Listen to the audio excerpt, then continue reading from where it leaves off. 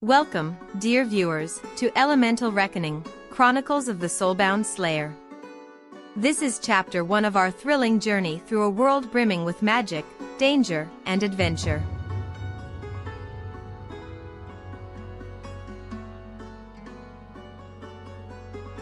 Chapter 1: The Vanishing Village. My name is Aelar, and I hail from the once thriving village of Eldertown, hidden within the enchanting forests of Sylvanwood. In Eldertown, we were blessed with elemental gifts, powers that allowed us to shape the world around us. My gift was waterbending, and I used it to create intricate sculptures and heal the ailments of my people. From a young age, I was drawn to the soothing embrace of water. I could feel its gentle flow in my veins, the way it responded to my touch as if it were an extension of myself. Eldertown's people cherished their elemental abilities, nurturing them as if they were fragile blossoms in an eternal spring. In those days, life was harmonious. The air was crisp with the scent of dew-kissed leaves, and the village thrived under the watchful canopy of ancient, towering trees. Our laughter danced through the air like musical notes, and our elemental displays were a testament to our connection with nature. My closest friend, Leona, was an earthshaper, capable of sculpting landscapes and fortifying our homes. She often teased me about my fascination with water, but her eyes sparkled with affection whenever I created delicate water lilies for her. As the sun set behind the verdant curtain of the forest, we would gather at the heart of Eldertown, an ancient tree known as the Elder Tree. It was said to be as old as time itself and served as the nexus of our village's elemental power.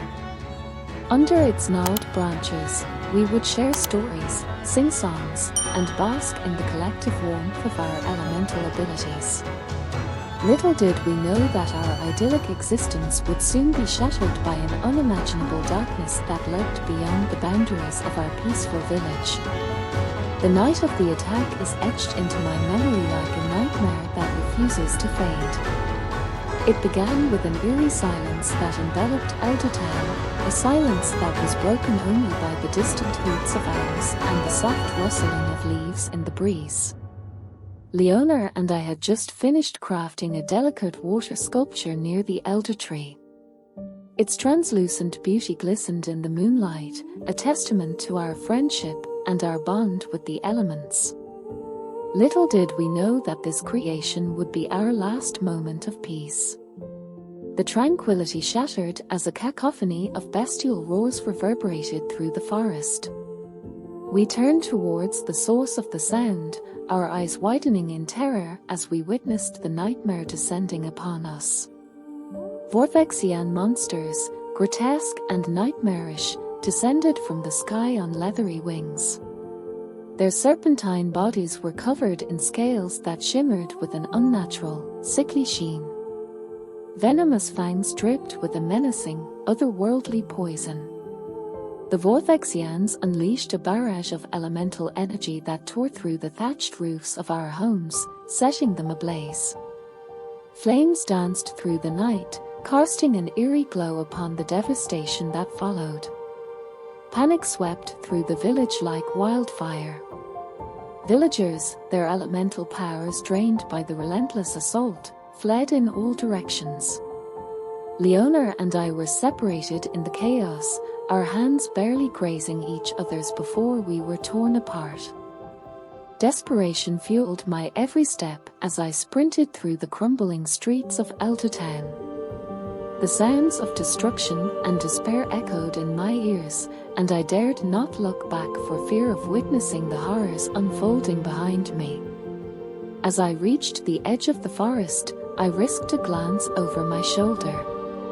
Eldertown, once a haven of elemental harmony, was now a smoldering ruin, its vibrant spirit extinguished by the Vorthexians' insatiable hunger for elemental energy. My heart ached for my lost friends and family, their faces forever imprinted in my mind. With tears in my eyes and determination in my heart, I knew there was only one path forward: I would escape this nightmare and dedicate my life to becoming a monster slayer, to ensure that the Vorthexians paid for their atrocities. I fled from Eldertown, my heart heavy with grief and my steps guided only by the instinct to survive. The once familiar path through Sylvanwood had become a labyrinth of shadows, every rustle in the underbrush a potential threat. I clutched my waterskin, the only memento of my past life, tightly to my chest. The night air was thick with the acrid scent of smoke, and the distant cries of the Vorthexians still echoed in my ears. I dared not look back, for I could not bear to witness the destruction of my beloved village any longer. Hours turned into days as I moved deeper into the wilderness, surviving on meager rations I had hastily gathered before fleeing. The forest became my silent companion, its towering trees offering solace and shelter. But no matter how far I traveled, I could not escape the haunting images of Eldertown's fall. The laughter of children, the melodies of songs, and the gentle touch of the elements lingered in my memory like a bittersweet symphony. As the days passed, I stumbled upon a secluded grove, untouched by the Vorthexian onslaught. In its heart lay a crystalline pool, its waters shimmering with a soothing light. I knelt beside it, tears blending with the reflective surface, and whispered my grief to the elements. In that sacred moment, the water responded to my sorrow, its surface rippling and forming intricate patterns. It was as if the pool itself grieved for Eldertown and its lost inhabitants. I felt a connection to the water, a bond stronger than ever before, as if it were a comforting hand on my shoulder, promising that I was not alone. With newfound resolve, I realized that my connection to the elements had not been extinguished, it had been ignited by the flames of tragedy. I was determined to use this power, to harness it and become a force of vengeance against the Vorthexians. The days turned into weeks, and I continued my journey through Elyria, seeking knowledge and strength. I knew that becoming a monster slayer would require more than raw determination, it would demand mastery over my elemental abilities and an understanding of the world's hidden mysteries. As the sun dipped below the horizon, casting long shadows over the forest, I made a silent vow to Eldertown and its fallen. Their memory would fuel my determination, and their spirits would guide my path. I would become the protector Elyria needed, and the Vorthexians would face the reckoning they so deserved. The wilderness became my home, and survival my daily ritual. I learned to draw sustenance from the land, foraging for edible plants, hunting small game, and purifying water from the crystal-clear streams that crisscrossed my path. Each day, I practiced my waterbending, refining my control over the element that flowed within me. As I ventured deeper into the untamed regions of Elyria, I encountered other survivors of Vorthexian attacks. Their stories were as tragic as mine, their faces etched with the same resolve I felt burning within my own heart. These chance encounters became moments of connection, forging bonds with kindred spirits who had also suffered at the hands of the monsters. Together, we shared knowledge and strategies for survival, and I began to understand the true extent of the Vorthexians' threat. They were not confined to Eldertown alone, they were a blight upon Elyria, leaving a wake of destruction and desolation in their path. As the seasons shifted, I discovered a hidden tome within the hollow of a great oak tree, a relic of forgotten knowledge. Its pages revealed the existence of the elemental sages, ancient masters who held the key to unlocking the full potential of elemental abilities. Legend spoke of their sanctuary hidden high within the peaks of Mount Celestia. With newfound purpose, I resolved to seek out the elemental sages.